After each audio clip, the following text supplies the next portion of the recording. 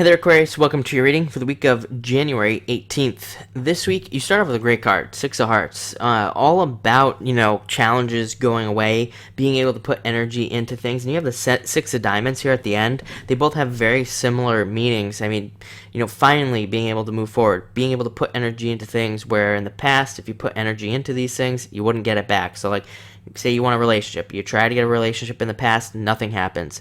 Now you can finally put yourself out there and you can expect to see some return on the energy.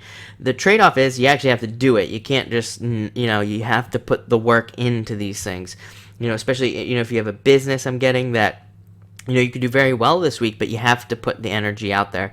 This can be meeting somebody who's perfect for you. It's like a mind, body, spirit match. I always say the Six of Diamonds is kind of like Six of Hearts is kind of like that perfect plugging in of two people who really match up with each other. So it's a great card in that respect. Next, you have the Queen of Clubs. Queen of Clubs, all about planning, thinking, being a leader, stepping up into a leadership type position.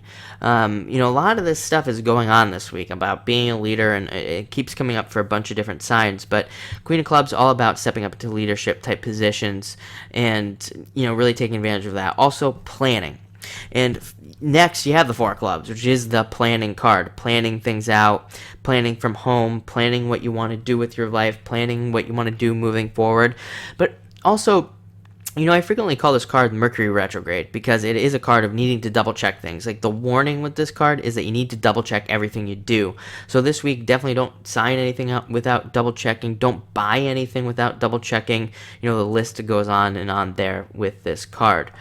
Next, you have the King of Spades is what I'm trying to say.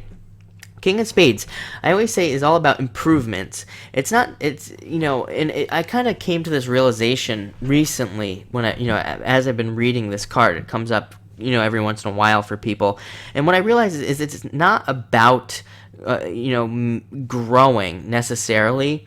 It's kind of a weird card to describe, I guess, but it's about improving what you already have. It's about taking the resources that you already have at your disposal and kind of getting more out of them. And so I guess becoming more resourceful with your resources is what this card's all about. So it's really about improvements and improving what you already have, because that is what makes the King of Spades really, really successful. I always say the King of Spades, he wouldn't necessarily look to grow his kingdom like all the other kings in the deck would look to just expand their kingdom as much as possible, but that can spread them really thin. He's looking at taking every single little piece of his kingdom and he's saying, how can I improve what I have already with the resources that I have? How can I make it better? And so he makes his kingdom better and he improves his kingdom, and then he expands little by little by just improving and making things perfect, and that's what he would do. Finally, you end with that the Six of Diamonds. All about planting seeds. Again, it kind of speaks that King of Spades about planting seeds and improving things and growing things and making them better before actually expanding.